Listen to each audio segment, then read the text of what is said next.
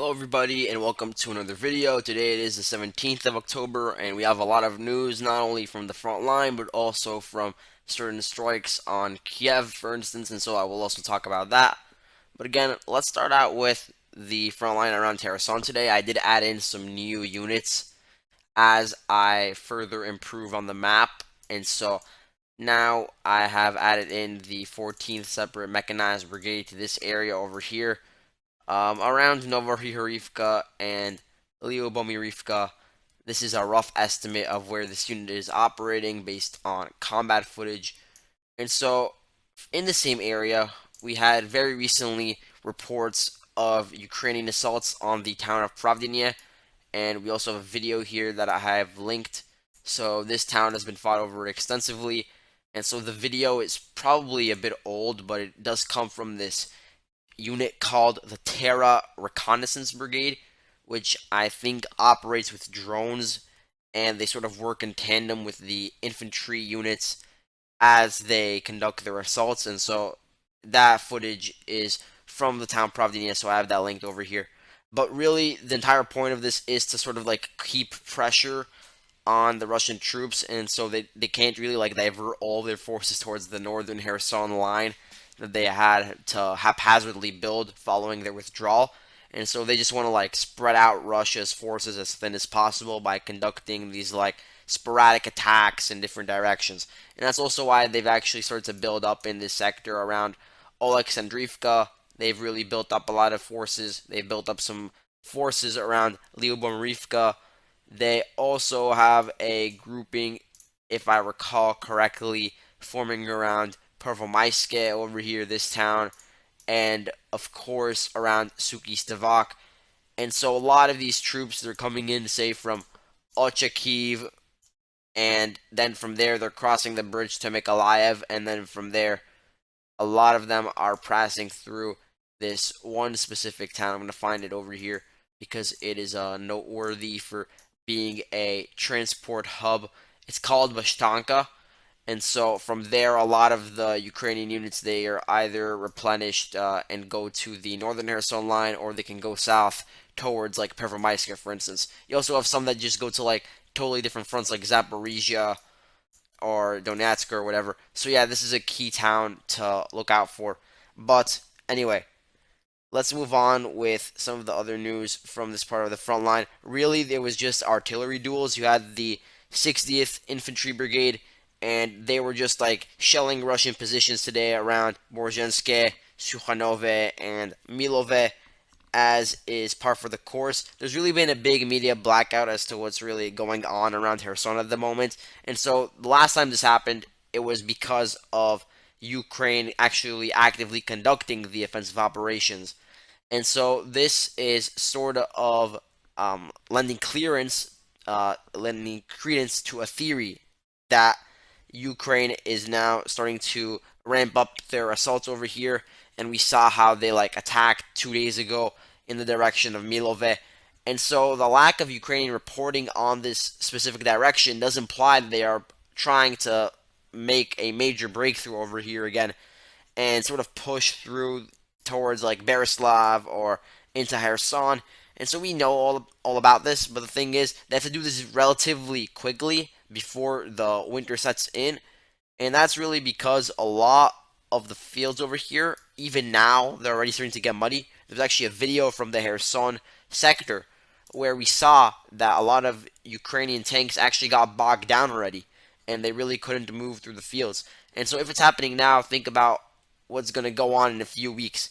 And so the big issue with that is that once you get bogged down in the mud, you're like a sitting duck for whatever drones Russia utilizes there now, like ramping up the production of kamikaze drones. I'm going to talk a lot about that throughout the video. They're also obviously using their aviation that could hit the Ukrainian tanks or infantry fighting vehicles. And so yeah, it's not a good thing for Ukraine, and they have lost a lot of equipment already, and they will lose much more if they continue to get bogged down with the Rasputitsa.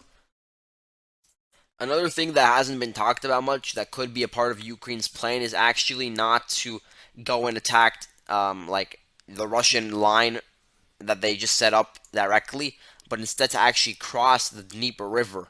from their newly taken positions around Duchany, maybe with the 128th Mountain Assault Brigade, and would actually cross over the river through the tributaries first and into the river and actually land on this town over here.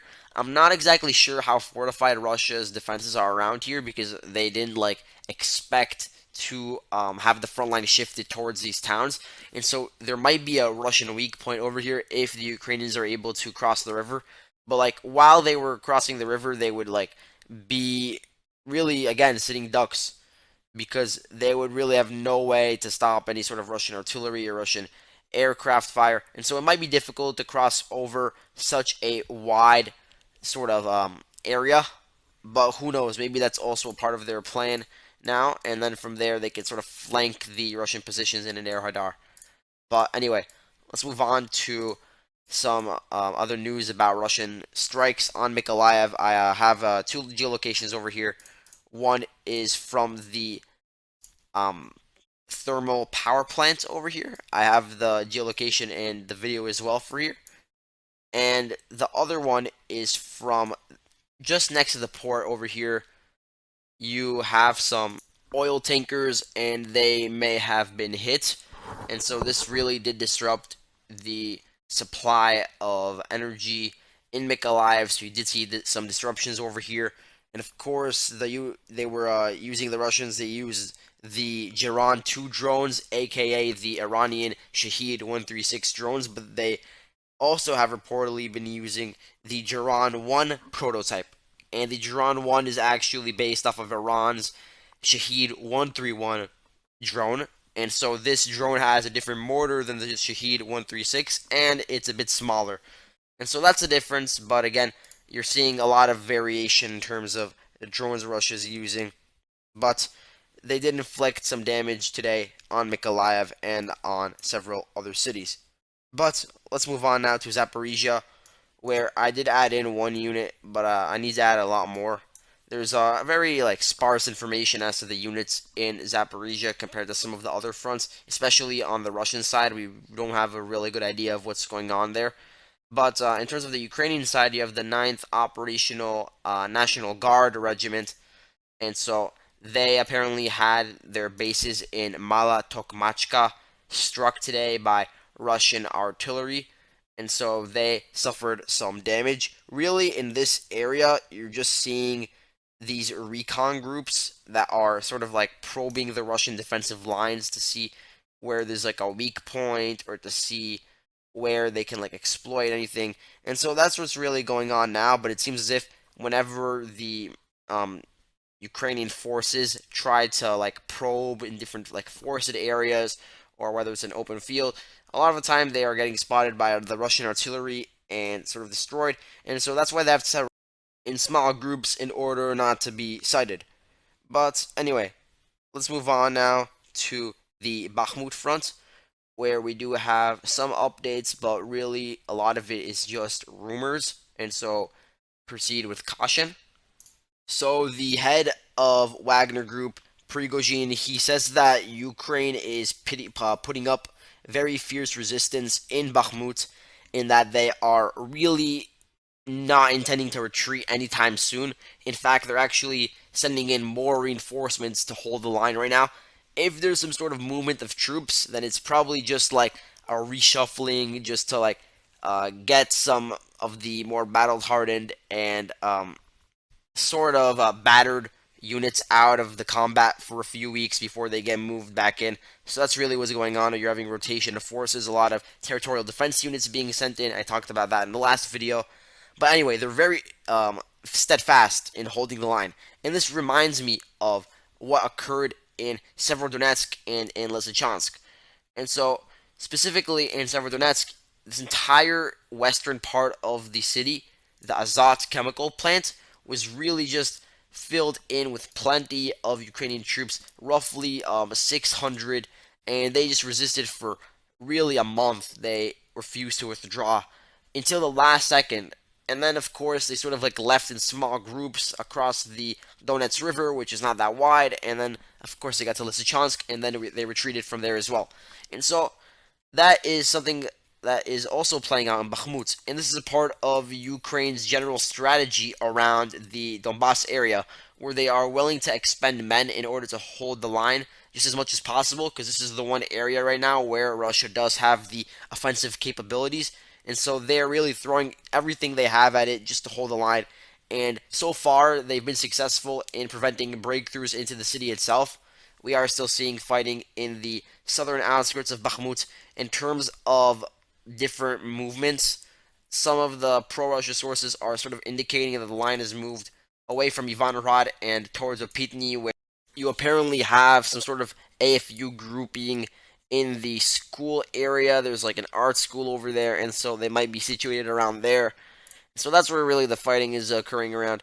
Also, there was one report from this Russian side that they had actually reached the cemetery over here, but I really highly doubt this, and so I'm not changing the map until we see any sort of footage. We've really not seen any footage from Russian troops within Bakhmut, which is why I'm very skeptical of the idea that somehow they have been able to take part of the residential areas over here that I'm highlighting, and so I don't think this is true just yet. And so, yeah, in the past few days, they've really just been um, advancing, say, a few hundred meters, probably in the direction of Opitny. Maybe some of these open fields have been occupied by now, some of the sparsely um, situated houses on the way to Klishchivka, but really that's about it.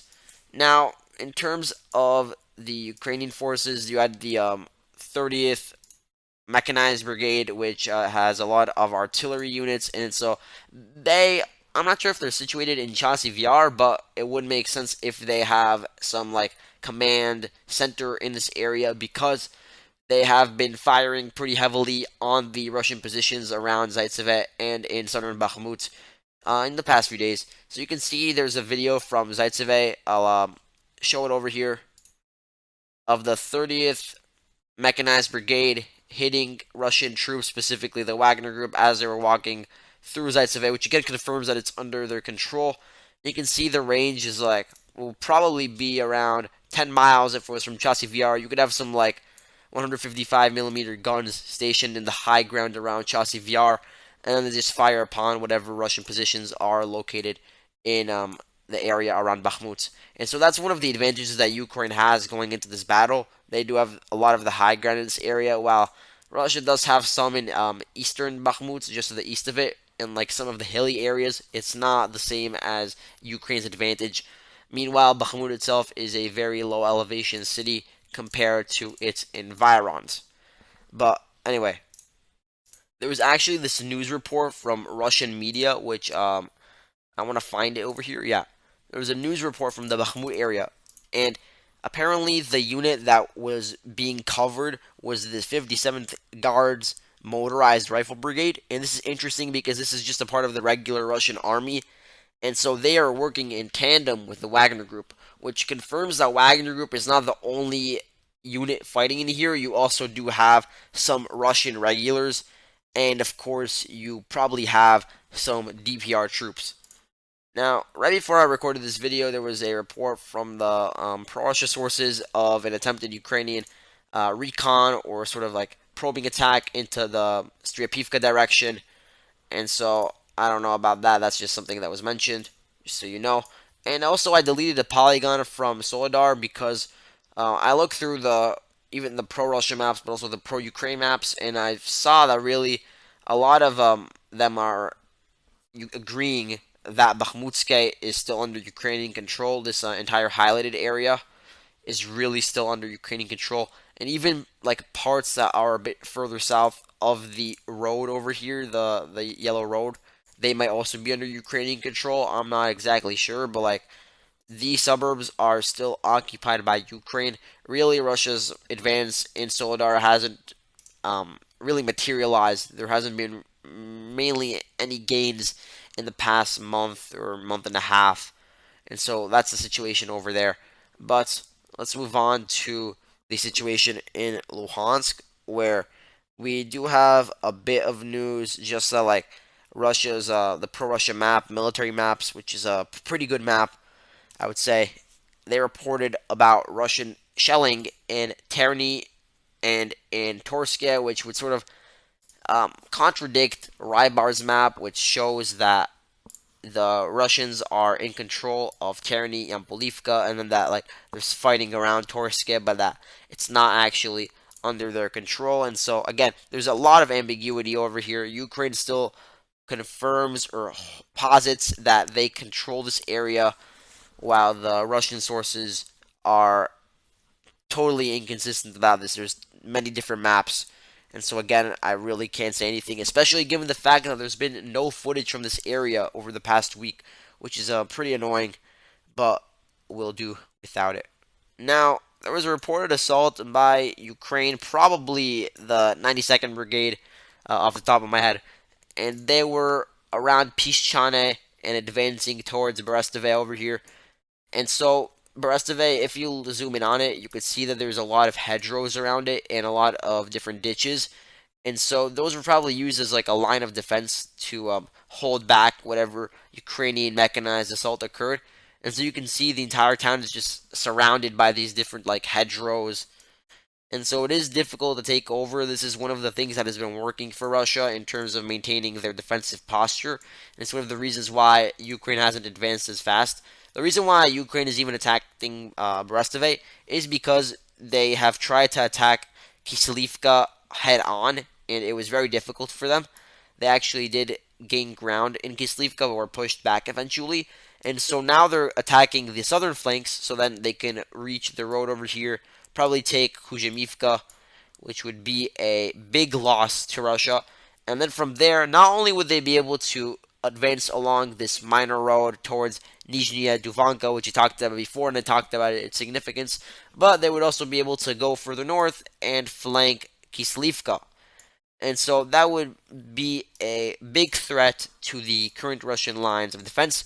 But as of now, we haven't really seen a breakthrough here just yet, so it seems as if the Russians are holding the line. Besides that, there's really just some additional news about a lot of units being replenished in Kupiansk. So now that's been turned into like a major military hub. Same thing with Liman. And so those two towns are now being used to coordinate the future assaults onto either Kremina or in Kupiansk's case, Zvatove. And so you have a lot of air defense systems being moved into Kupiansk in order to prevent the sort of Russian aviation from striking the forward positions of Ukraine, because that's been a big problem. As Ukraine advanced at such a fast pace, they weren't able to move their air defense systems at such a pace, and so Russia was able to destroy a lot of Ukrainian targets. Meanwhile, the grouping in Liman that actually helped take it over is now being sent over to the Zharbets River and to the battles around Terny Torske in order to help solidify the line over there and then potentially go on the offensive. But that's really it in terms of the front lines. Now, let's move into just some brief news about the situation in Kiev, because it was pretty interesting what occurred there today. You did have the Shahed 136 drones, or they might have been Shahed 131 drones. I'm not exactly sure, because there have been fragments of both found in Kiev, but several of them hit targets in the city. And at least according to the mayor of Kiev, and obviously take what he says with a grain of salt, Vitaly Klitschko, he says that of the 28 drones that were sent by Russia, 23 were shot down over Kiev. And so that means 5 hit their intended targets. And so at least one of those hit the Ukrainergo headquarters.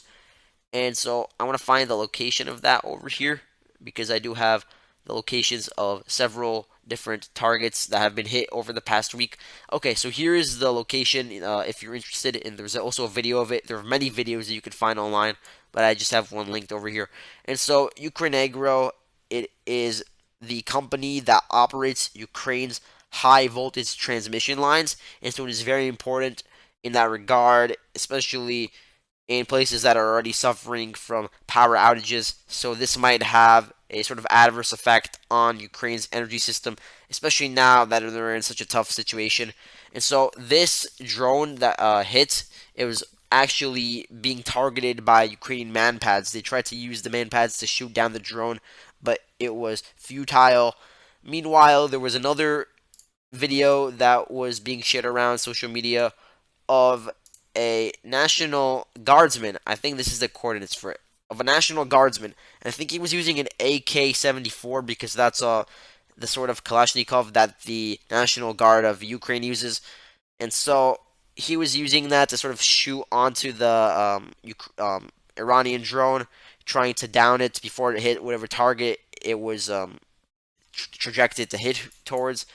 And so I'm pretty sure it was aiming to hit this um passenger line over here because you can see that flying right next to it, only about like a few like 100 feet. And so I'm not exactly sure if the video shows that the National Guardsman actually shot down the drone, but there was some sort of explosion, so it's possible that he hit the drone and then flew off course and then crashed somewhere else.